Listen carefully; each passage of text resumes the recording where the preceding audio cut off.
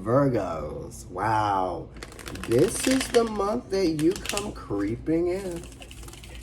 But you know what? I held up for y'all. I did. I held out. And I stuck up for y'all the other day on my IG stories.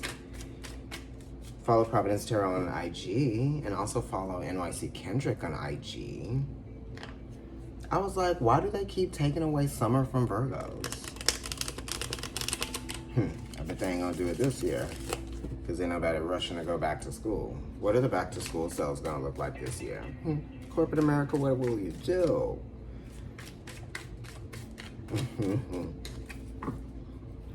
All right, so let's see what's going on with your energy. I'm doing the 2020 Midsummer Flash Sale.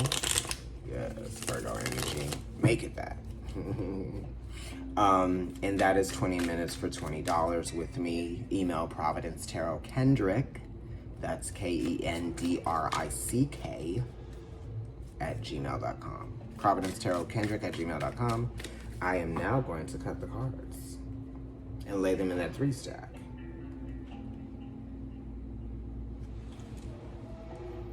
Let's see. You won't see like a Neptune, Uranus, or Pluto card in here. Okay. Virgo. Optimism. Okay, you need to be optimistic about something. You need to be a little bit more lighthearted about something. You need to see where something can literally go. Don't jump to conclusions and make it seem like you already know like what's gonna happen, or you're just kind of like, don't do that to yourself. You know what I mean? You want to allow whatever changes that happen, and you can change with those, right? You can flow with those. It's the moon, which is very much about change and direction, and it's Sagittarius, which is very much about direction and really going there. So it's almost kind of like the moon wants you to kind of like feel free, but it also doesn't want you to get lost, right? In the dogma of whatever it is that isn't going exactly the way that you wanted it to go, or you don't want to take the fun out of something. You know what I mean? Definitely, this is a great card. I like the moon in Sagittarius because it like makes the moon like really creative, you know, so go there, really do it different, right? Don't hold yourself back. And it's changing the foundation of something too, Virgo.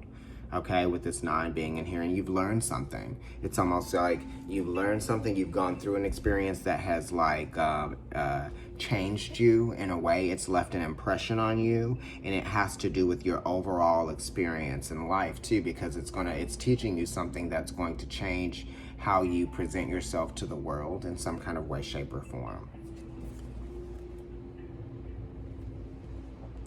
Be optimistic about change, darling. And romance too. Be optimistic about romance. I should be too, because Vedically, sidereally, I'm a Virgo, a sun and a rising, darling.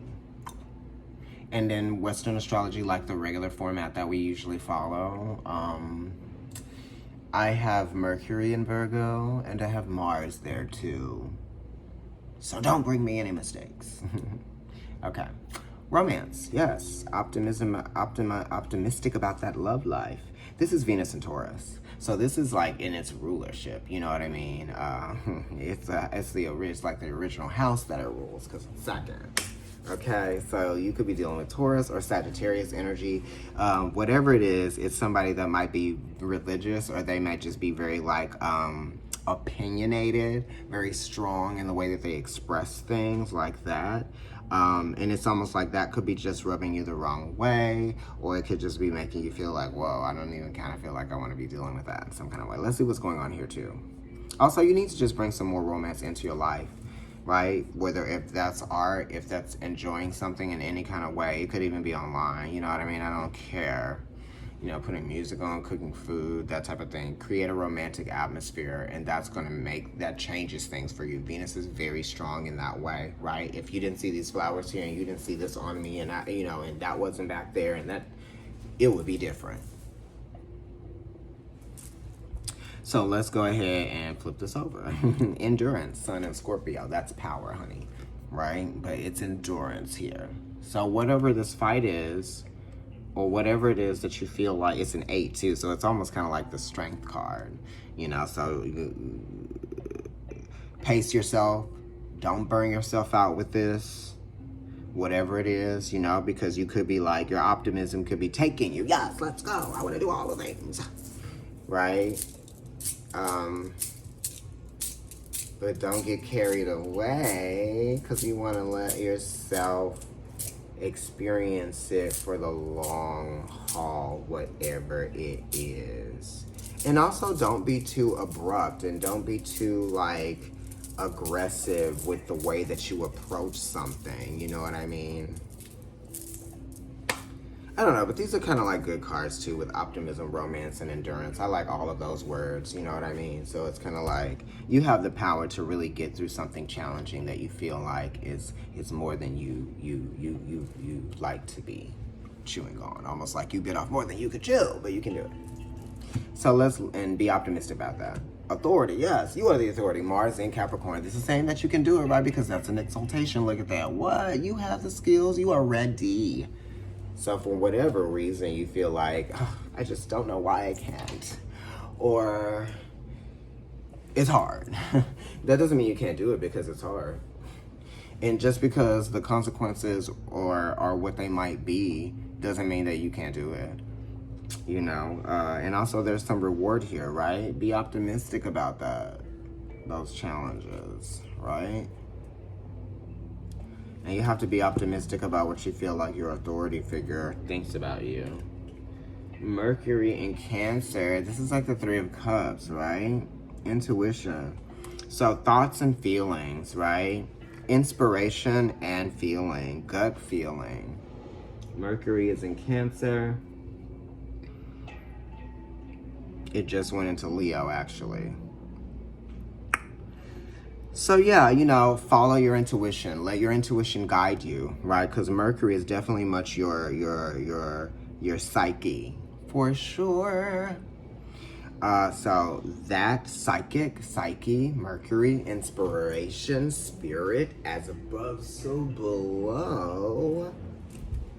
Let that guide you, darling. So whatever it is that you're feeling, go with that. Because your intuition will never lead you down the wrong path. Even if it's like, your intuition's like, no, and you feel like, man, I missed out on a great opportunity because my intuition told me not to. Well, it's kind of like better than you like not going with your intuition and then finding out down the line later that it was the most horrible thing that you could have done. Let's look at what's behind endurance. Decision. You need to be strategic. Mars in Gemini. Ooh, child. Don't make no hasty decisions, Virgo. You gotta think.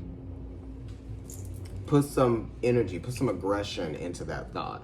Use that brain, Mars and Gemini. Okay? Be smart about it.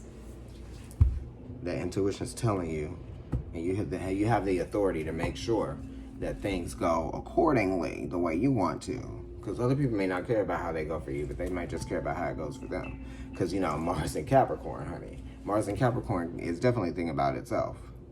Okay? And, you know, you don't want to be thinking, oh, la, la, la, la, la. And then they're like, yeah, you know what's going on the other side, honey. Right? Definitely know what's going on the other side. And know where all of your entries are and exits. Okay, but also know how to get in, know how to infiltrate, honey. If you want an opportunity, sometimes you gotta create those opportunities for yourself. Oh, hey, my name is so-and-so, here's my resume, or whatever. All right, if you'd like to get a reading with me, email providencetarotkendrick@gmail.com. Follow me on Instagram, it is Providence Tarot, and my personal account is NYC Kendrick.